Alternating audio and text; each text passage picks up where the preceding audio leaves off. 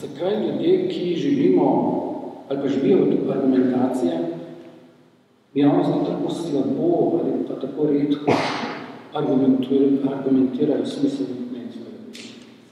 Skratka, da poenostavim, ali je krivda tudi na naši strani, ali smo res tisti, ki preredko in nesistematično nagovarjajo. Ja. Hvala za besedo, dobro večer. Hvala za povabilo tudi najprej organizatorjem. Zanimivo mi je to, da sem razmišljal v tem vodnem delu, da imamo v Sloveniji kar veliko srečanj na temo znanost gospodarstvo. Danes je pa znanost politika, takih se mi zdi, da je pa manj, no? Ampak se tudi zelo pomembna. Torej, ali smo premalo oglašamo o javnosti znanstveniki? Mislim, da ja. Ravno pred začetkom smo razpravljali o tem, znanstveniki smo trenirani, torej šolani, za to, da vsako stvar povemo samo enkrat. Če pač govorimo na konferencah in ponovimo eno predavanje na 2000 konferencah, nas nihče ne več ne resno, ker pač ti ne znajo, zato ponavljajo. No, ko pa človek komunicira z družbo, pa očitno potrebno to početi drugače. Ja, torej to mislim, da je mogoče eden od razlogov. Seveda bi bilo potrebno večkrat povedati svoje stališča, večkrat se oglašati, še posebej v situaciji, v kakršni Slovenija pač je zadnja leta. Še eno prispodobo bi dal v tem kontekstu, pa to ni šala, to je res bilo, no? Eden od ministrov, ne vem, katere vlade že prej, ki se pač tukaj menjavajo, je uvedel neko serijo predavanj v parlamentu, ki se mi rekel znanje, žanje, nekaj takega, no? In potem so vprašali enega parlamentarca, ki je bil v predverju, kako to, da ne posluša predavanja znanstvenega parlamentu. In on je rekel, pravi, to je čista zguba časa, neumnost, nočem poslušati. Pa zakaj ne? Je rekel, sem dve možnosti sta, ali nič ne razumem, kaj oni govori, ali pa fehta denar. That's it. Torej, to pomeni, da tudi mi ne znamo mogoče dovolj dobro in argumentirano povedati, zakaj smo tukaj, zakaj je znanost dobra in pač čemu služi. Ja, zdaj, če se kar na to navežem, za znanstvenike in znanstvenice je značilno, da so, če so dobri, tudi zelo samokritični. Ampak, če bomo mi zdaj tukaj v dialogu z politiki preveč samokritični, potem bojo oni morebiti od tega srečanja odnesli samo to, da se mi ne znamo dovolj pogosto na pravi način voditi za svoje. Tako da to je pa v bistvu tako malo medklic. Nisem mislil, da zdaj mi resno sami sebe tukaj kritiziramo. Zdaj se mi pa tvoj odgovor primeren za to, da se navežem na to vedno vnovično odkrivanje. Če sem prej pač s pomočjo prosojnice govoril o odkritju, pa še prej o večkratnem odkritju znanosti, naj za tiste, ki ne vedo, spomnim, da smo pred 11 leti, ko je bil predsednik države Slovenije še Janez Drnovšek, imeli serijo pogovorov o prihodnosti Slovenije pri predsedniku republike. In tretji pogovor v tej seriji je bil v vlogi znanja in znanosti. In potem je, ta pogovor je bil decembra 2003 in enkrat 2004, ja, je pa išla takšna publikacija. In v sklepnih ugotovitvah piše, znanost postaja osnova gospodarskega in družbenega razvoja. Če se zdaj malo ironično, najprej smo leta 1992 krili, da imamo svojo znanost, na katero smo lahko ponosni in ta nam pomagala k razvoju in seveda k utrjevanju samostojne Slovenije. Potem smo rabili 10 let, da smo ugotovili, da je znanost osnova gospodarskega in družbenega razvoja. Ne? In zdaj, 10 let kasneje, 11, točno se zopet pogovarjamo o tem, da je znanost pomembna, ampak nekako ne pride do izraza. Torej, Mojca, kako bi ti to komentirali? Glede na to, da prihajam z Pedagoškega inštituta, kjer se ukvarjamo z raziskovanjem edukacije, torej v tem smislu tudi, kaj naši mladi znajo, v primerjavi recimo z drugimi državami, ali kaj njim znanost pomeni, ali kako znanost, ne samo znanost, znanje razvijati skozi tudi izobraževalni sistem, je to, da je znanost osnova razvoja, v bistvu del lahko samo gledamo kot del funkcije, recimo izobraževanja in morda tudi same znanosti. Znanost je razvoj vednosti, tudi dediščina, ki si jo podajamo in različne druge funkcije bi lahko opredelili. Tako da, če gledamo samo znanost kot predpogoj za razvoj gospodarstva, je to pravzaprav premalo za samo znanost. Mislim, da bi morali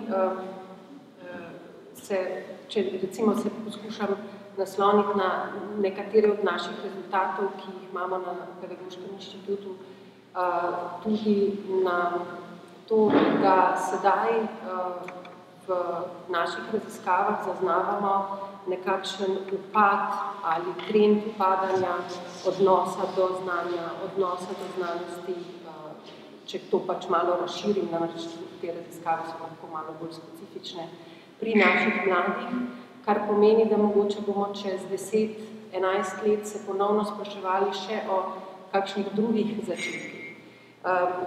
V enem od podatkov zadnje raziskave PISA, ki mi je najbolj seveda blizu, ker se sama z njo bolj podrobno ukvarjam, se mi zdi najbolj pomenljivo izpostaviti, da v zvezi z matematiko in odnosom do matematike naših 15-letnikov, kar so pač ti v raziskavi, naši mladi v primerjavi z Nemčijo, ZDA in Kanado, ki so bili v tem neki majceni analizi, ki jo imam, najmanj povedo, ali po nekem indeksu, na najnižji vrednosti povedo, da njihovi pomembni drugi, kar so prijatelji in starši, jih podpirajo pri tem, da je znanost pomembna, želijo, da je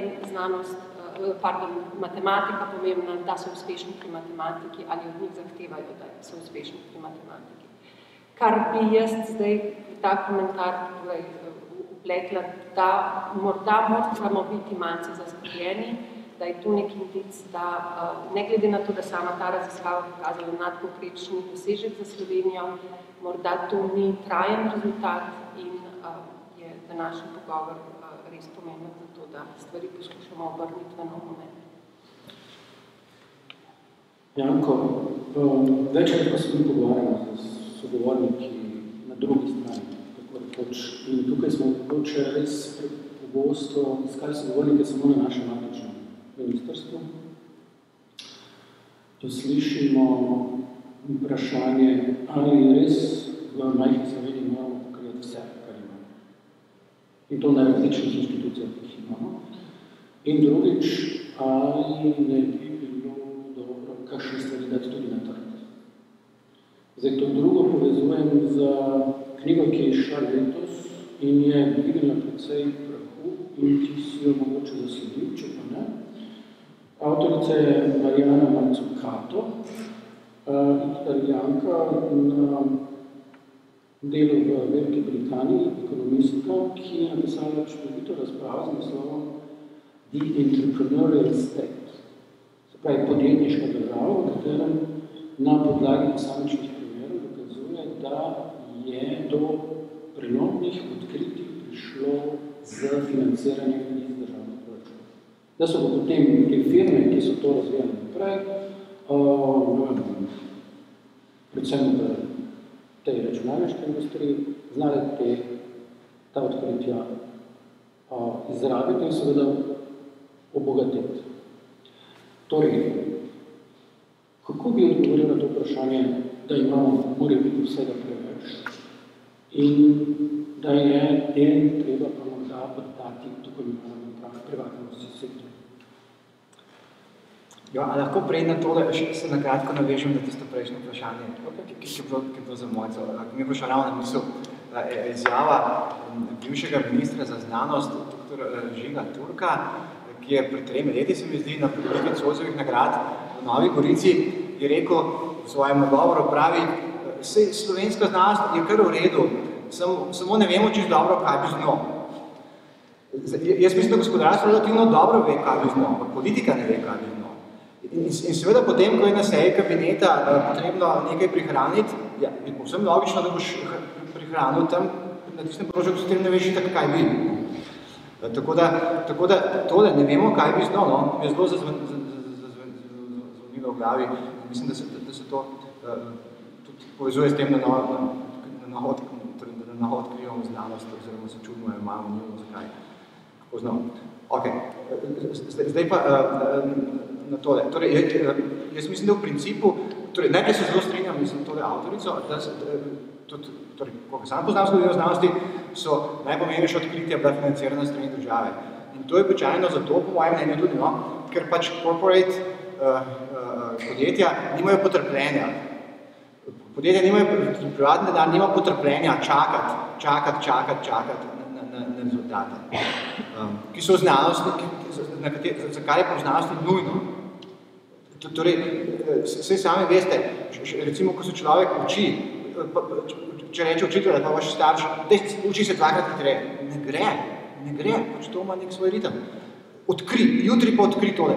Ne moraš to jutri odkriti. Če boš slučajno jutri. No in mislim, da corporate pač nima potrpljenja do take mere. Zato se strinjam s tem. Zdaj, seveda, a je Slovenija premajhna, da pokrijemo vsa področja in da vse financiramo od strani države? Je majhna.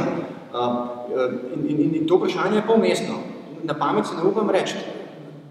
Se pa strinjal, da nikakor ni potrebno, da vsa področja financiramo enako intenzivno. To pa definitivno. Torej, mislim, da nekaj fokusa tukaj moralo biti. Threshold je ok, pač potrebujemo to, pa to, zato, ker smo pač narod, ampak določene stvari potrebujemo bolj, bi rekel, določene področja.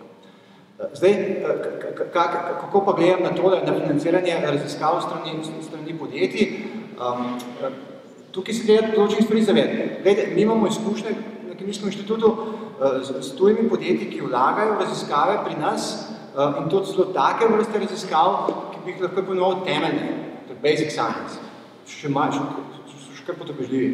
Ampak treba je vedeti, da potem so tudi lastniki vsega. To ni več javno dobro. To pač ni več javno dobro, oni so pač tudi lastniki.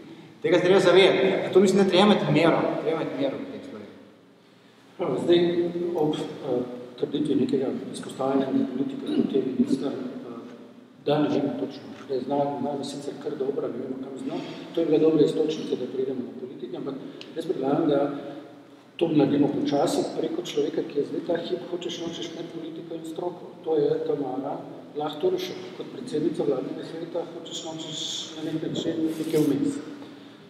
Zdaj pa, če sem jaz zlata ribica in me te ujamaš, in jaz se spomnim 3 želje, s predpogojem, da so ti povezani z znanostjo. Kaj bi si ti zaželela od tega? O zlati ribici je veliko šal, ampak danes se pogovarjamo o zelo resnih stvareh.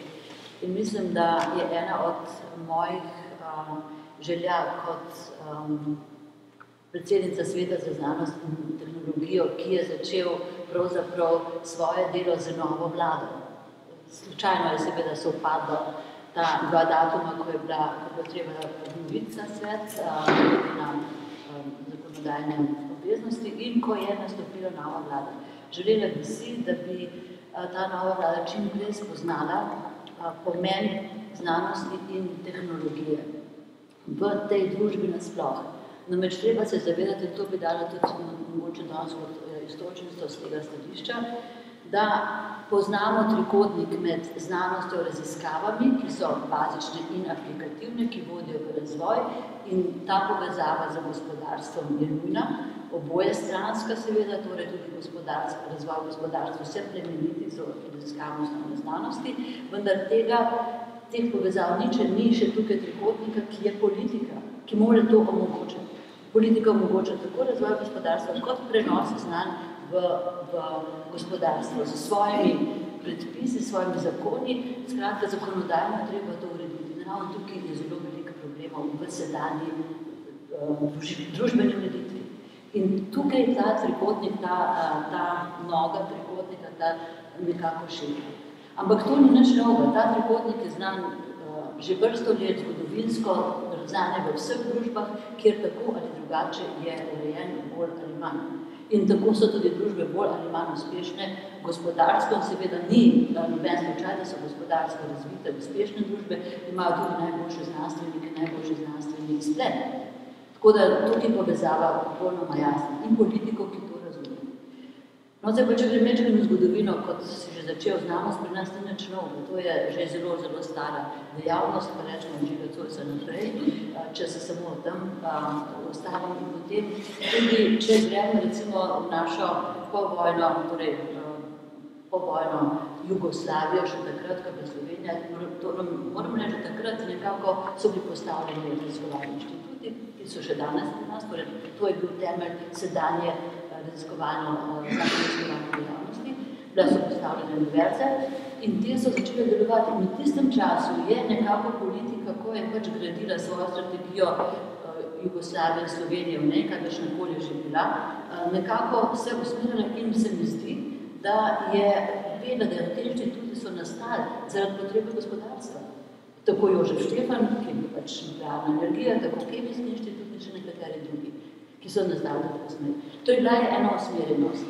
Zdi se mi pa, da leta 1991, ko smo seveda zadovoljstvo nas vseh dosegli svojo samostojnost, prvo državo, se pa nekako od takrat govorimo o tem, kaj je bistvo znanosti, kako kam je z gospodarstvom, kako smer strategije. In še danes, ko je aktualna pametna specializacija, ki jo zahteva od nas Evropa, da lahko koristimo njena sredstva, nekako ne vemo, kako bi uravnotežili trende v gospodarstvu s trendi v raziskovalnem dejavnosti, ki jih moramo nekako koordinirati in politika je tukaj, da to razume. Se pa bojim, da politika to daje nekam na stran in rešuje aktualne probleme, da si socialo, da si bančne luknje in druge korupcijo in tako dalje in se te probleme smatra kot marginalne. In moja želja bi bila, da bi politika se čim prej usmerila v reševanje teh problemov. Da bi se tega zavedali poslanci, da bi se tega zavedali vsi. Kajti sprejeli smo že leta 2008 tole nacionalno strategijo razvojno inovacijsko strategijo Slovenije. In ta svet, naš svet, na naslednji seji imamo zdaj nalogo, da pripravimo pregled, kaj smo dosegli od leta 2011, ko je ta strategija sprejeta narejena že 2010. In se bojim, da nismo prišli naprej, skratka cilji, ki so bili zastavljeni, so bili izničeni. Pa jo vedno sprejel parlament in tako dalje. Tako da bi bila to moja želja in seveda mogoče tudi istočnica, da predam besedo tudi politiki, kot naš moderator želi. Ja, no, zdaj, če bi jaz sprejel zadnjo tradico in bi rekel, da imam tri želje, da se postanem še bolj konkretni. Ne? In če grem od splošnega k posamičnemu, bi rekel, naj naredi tako, da bodo znanstveno politiko načrtovali ljudje, ki z znanosti delajo in tisti, ki bi morali skrbeti za dobrobit znanosti, to so politiki. Torej, tukaj brez te simbioze ne bo šlo. Mislim, da se vse preveč prelaga v takšne odbore, kot je svet in tako naprej in se pričakuje, da bo nekaj instant nastalo, tako se je tudi zgodilo za RIS-om, za razvojno inovacijsko strategijo, če še imamo nek dokument, ki bo delal sam. To se ne da. Torej, že pri strategiji mora prijeti do strategije. Drugo, kar je nujno potrebno, ne danes, ampak že kakšno leto, če ne več, je novi zakon o raziskovanju in inovacijski dejavnosti, v katerem je pa tretjič treba končno normalizirati financiranje in organiziranje raziskovalne dejavnosti v tej državi na podoben način, kot je ta organizirana v drugih državah Evropske unije ali drugih različnih državah na tem planetu.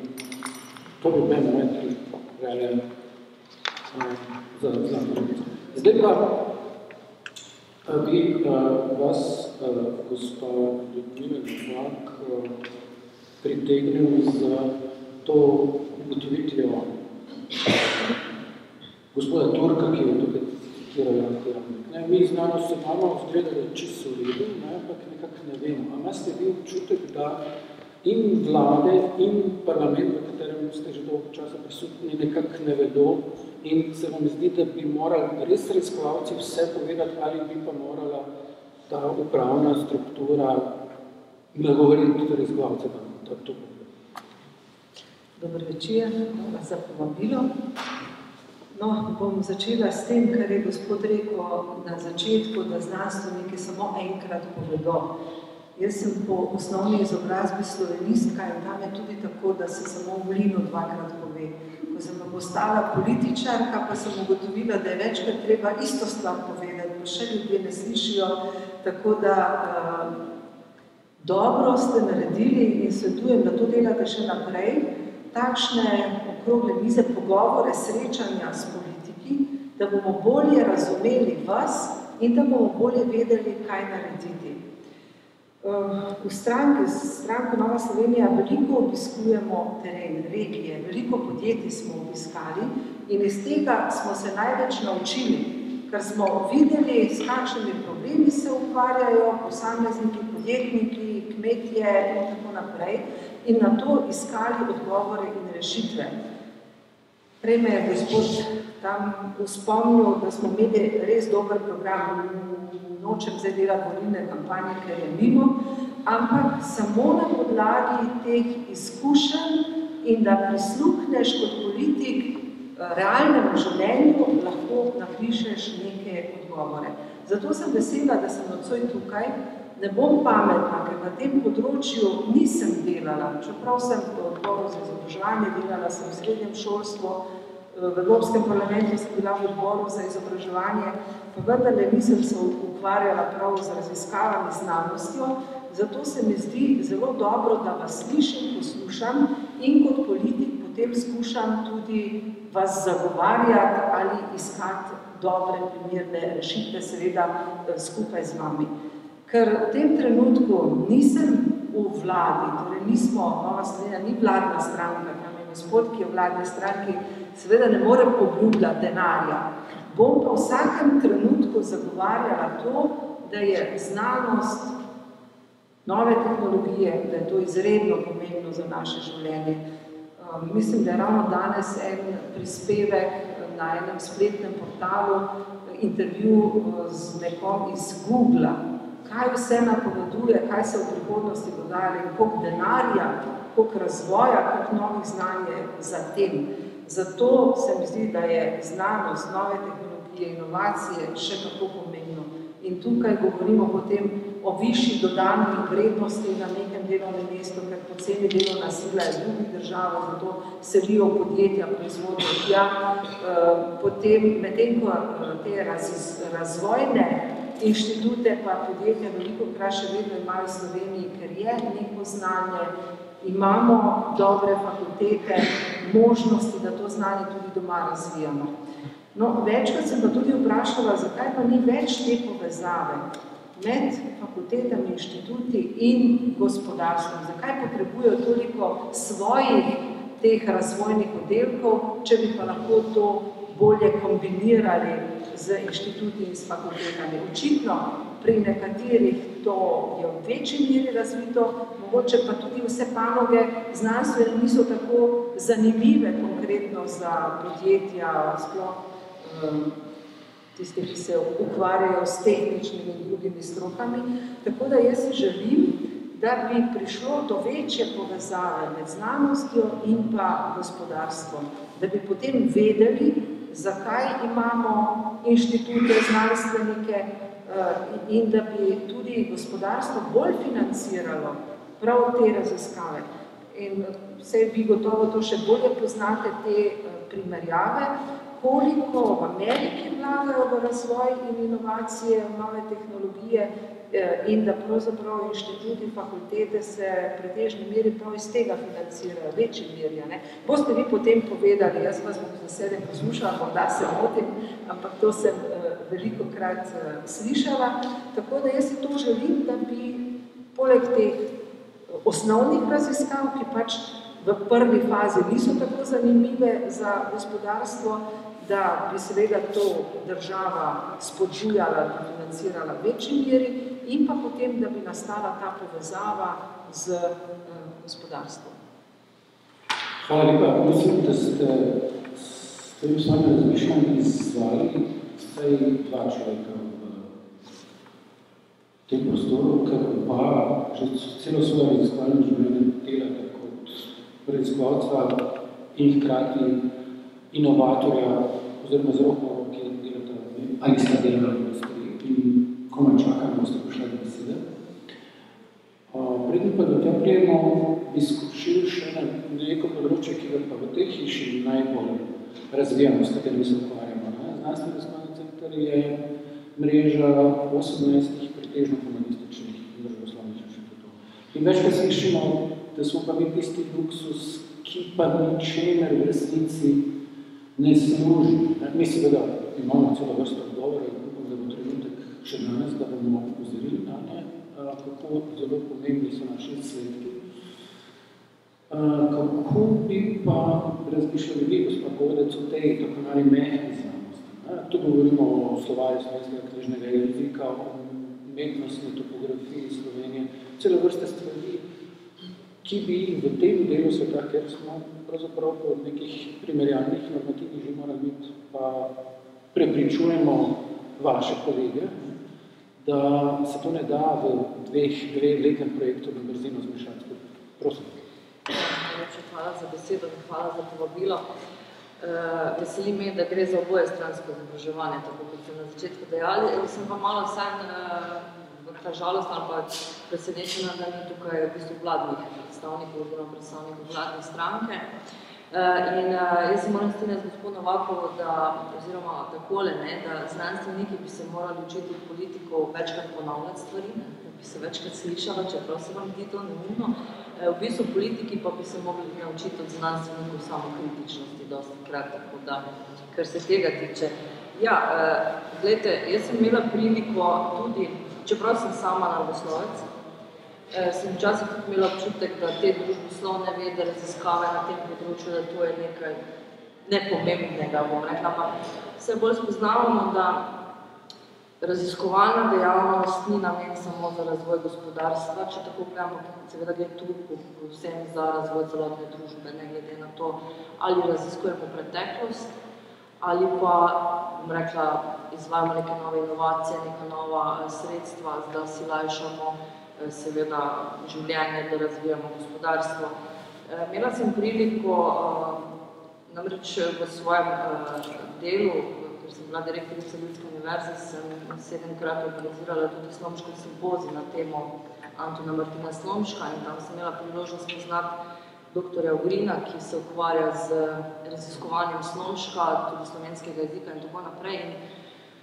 Mislim, da je bil 3-krat pri nas in za vsak sem vprašala, zakaj še bolj ne raziščete Slomška, zakaj nam te zgodovine slovenskega jezika, slovenskega naroda ne podate v elektronski obliki in tako naprej. In vedno mi je odgovoril isto, ne. Smatrajo nas za tiste, ki porabljamo denar za nesmiselne zadeve. In moram reči, da me je to malo žalostilo, zato ker je tudi pri Slomšku za mojega rojaka in pač želim, da bi te stvari ostale za namcem, ker tudi to je seveda raziskovanje in tudi to pripomore k razvoju slovenskega naroda in naše družbe. Ne le, da govorimo recimo o raziskovanju na Inštitutu Jožefa Štefana in tako naprej. Tudi na tem področju humanističnih ved mislim, da je potrebno vlagati denar, torej javna sredstva, če hočete, torej državni denar, tudi v to, ker tako kot pravim, gre za razvoj slovenskega naroda in za ohranitev slovenskega naroda. Zdaj, jaz bi samo mogoče se še navezala na eno stvar, ki ste prej rekli, da imamo nadpovprečne dosežke po teh raziskavah pisane na naravoslovnih področjih in tako naprej. Lahko bi se vprašal tudi, kam potem te stvari izginejo, kje se zgubijo ti otroci, kje se zgubi vse to znanje in mislim pa, da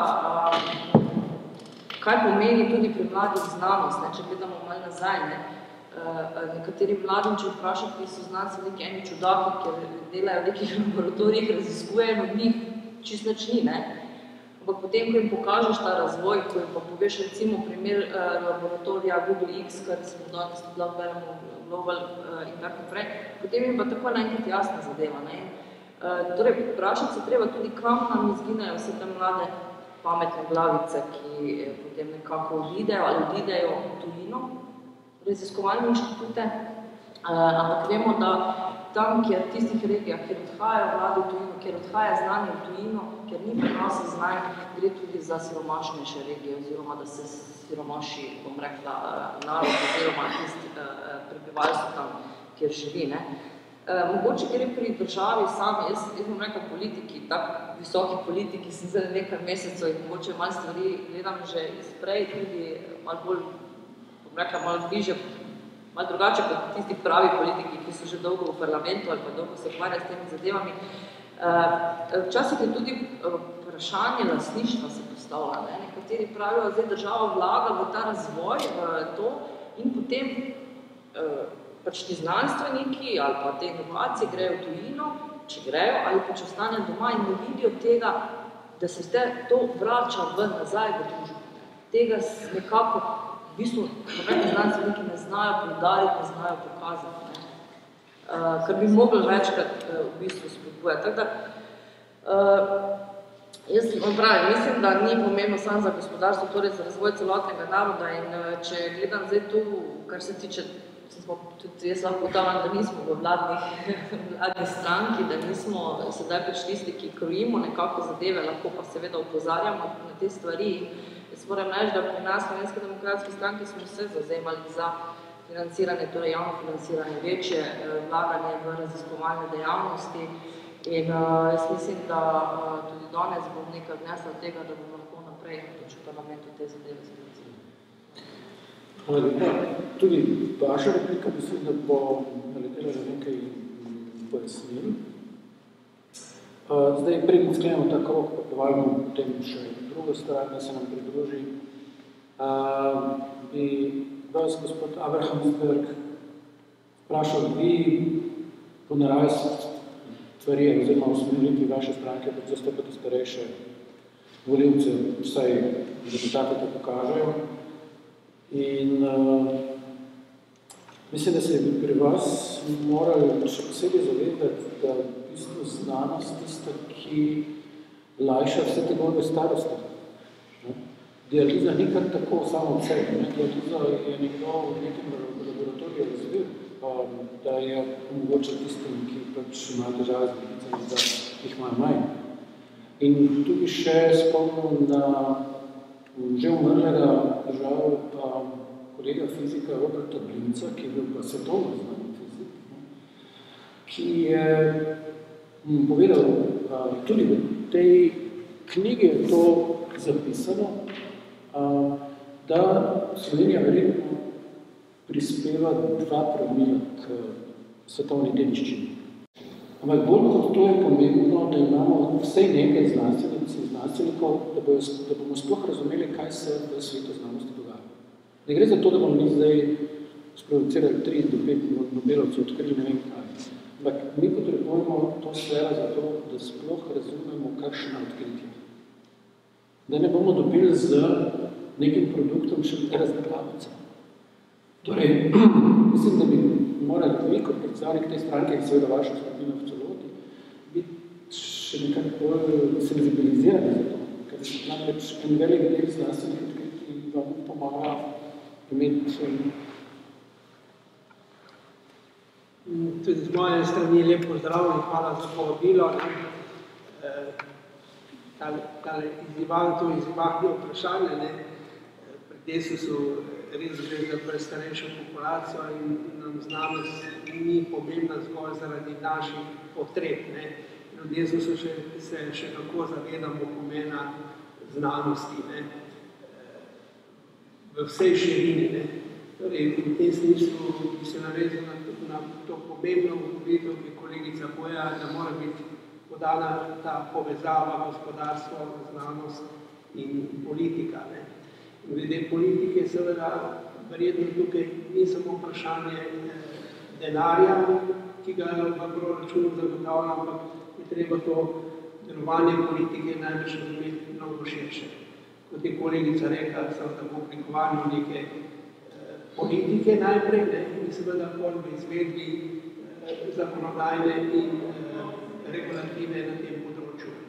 In največ seveda tudi v tej kombinaciji z gospodarstvom, tudi tukaj seveda je pomembno, ali politika razume da spodbuja z raznimi pravnimi inštrumenti, da gospodarstvo namenja nekaj denarja za znanost, tudi na ta način se ta stvari seveda spodbuja. Torej, ta vloga politike se ne sme razumeti samo kot odločanje, koliko denarja bomo dali iz državnega proračuna. Torej, ni se tega gotovo desu se zaveda. Seveda pa je ta komunikacija mogoče res ne najboljša, torej tukaj stvari bi morale nekako več srečanih poglobiti stvari na posameznih področjih stvari dodelati. Navezujem se še na to temeljno misel, ki je bila izrečena, da je znanost gotovo temelj družbenega in gospodarskega razvoja.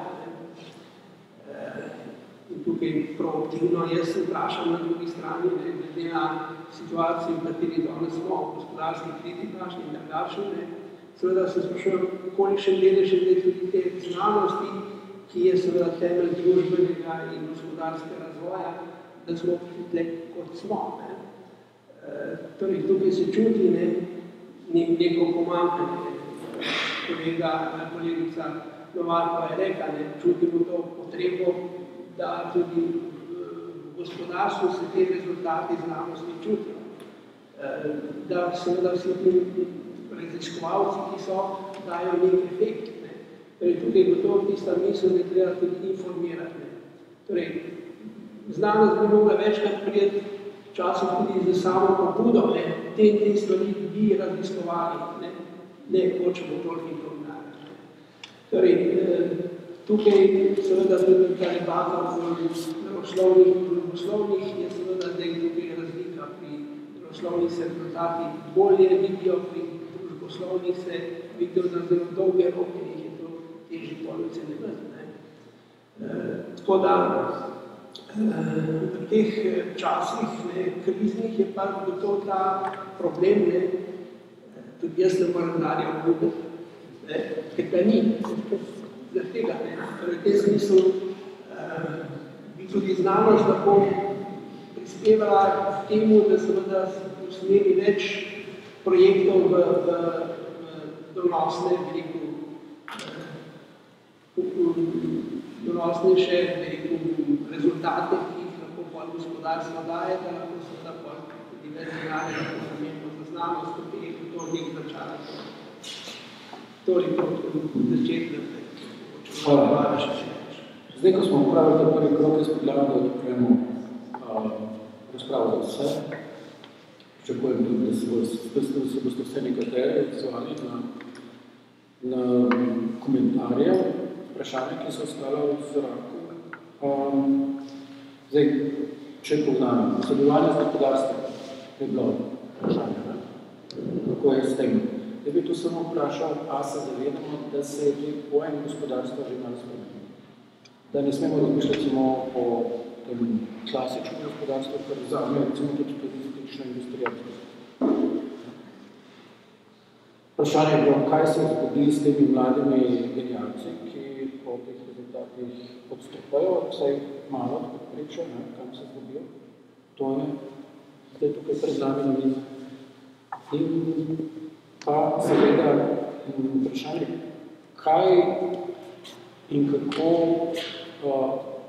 ravnati z rezultati, ki nastajajo v laboratorijih, oziroma sploh raziskovalnih ustanovah, naj se bo univerzitetnih ali inštitutskih. Tukaj vam pa res kar nekaj konkretnega zapovedati. Ampak, kot rečeno, najprej podpiram odgovore, vprašanja, komentarje. Bi želel odgovor? Zdaj? No, izvolite. Hvala. Cela vrsta zanimivih točic. Najmanj na 3 bi rad odgovoril, čisto konkretno. Zdaj, z dveh strani je bilo vprašanje, zakaj znanstvo če dela za gospodarstvo. In da imamo pač univerze, ki so znatni meri financirane strani gospodarstva. Poglejmo samo dva kejsa z Nemčije. Max Planck Gesellschaft, spravi Max Planck Society, je 100% financirano strani države. 100%, in to brez tega, da propozda družino. Direkt. Verjamem, da vejo zakaj. Kaj za Wilhelm je ustanovil to? društva. Potem imamo pa Fraunhofer Gesellschaft, ki so pa do polovice financirani z gospodarstva. Zdaj, če pogledate slovenske inštitute, smo v povprečju pa ravno vmes, ker mi nimamo teh limitnih primerov. Ravno vmes, se pravi približno 65% od države, na razpisih, pa 25% od države. Zdaj, še malo zneski, zdaj sem na pamet seštevil, samo če pogledate 3-4 inštitute naše raziskovalne, pride na njih na leto z gospodarstva najmanj 15 milijonov evrov. Torej, denarje z gospodarstva, naročijo za raziskave. To zagotovo ne dajo kar tako na leto čist na programe. Se pravi, kar se tega tiče, po moje je to v redu. Jaz mislim, da to deluje. Ampak gledajte, na naslednje želimo upozoriti.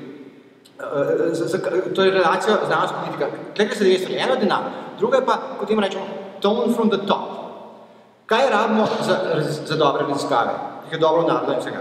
Rabimo infrastrukturo, sredstva, da raziskave delamo in pa modre, torej pametni ljudi. In od vseh teh treh stvari so pametni ljudje daleč najbolj dragocena stvar. In zdaj vam pa povedal primer. Takrat, ko smo v dilemah, mislim, da v Sloveniji smo zelo pogosto v različnih dilemah, pa kar ne vemo, kaj bi z njimi. Dajmo pogledati, kako je to druge. Glejte, pred 30 leti je von Klitzing tehtal o tem, on je po Švici delal na fizik, nabil nagrado drugo kasneje, a bi šel v Stuttgart na Max Planck institut, ali bi šel v München. In se ni znal odločiti, ponudili so mu, da je en boljši kot druge. In kdo se na koncu vmešal? Župan mesta Stuttgart. Pa rekel gospod von Klitzing, če prijete k nam, tukaj je milijon nemških mark iz Landeskasse, iz dežele, torej iz mesta Stuttgart, in to vam jaz dam za raziskave, sem čutek k nam prišel.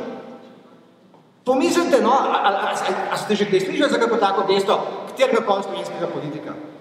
Ali pa recimo, in potem je on pa tudi prišel, ja, naj se župan je dobro vedel, to je bil namreč, ni bil kar kdorkoli ta človek, to je bil Manfred Roman, sin Ervina Romna, tega puščavskega generala.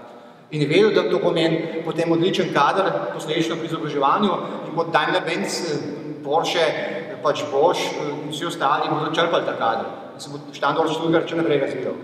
Naslednji primer, dajte, pred približno, mislim, 15 leti, ali pač nekaj takega, so prišle ven različne te lestvice, šanghajske in podobne, kjer so rangirali univerze.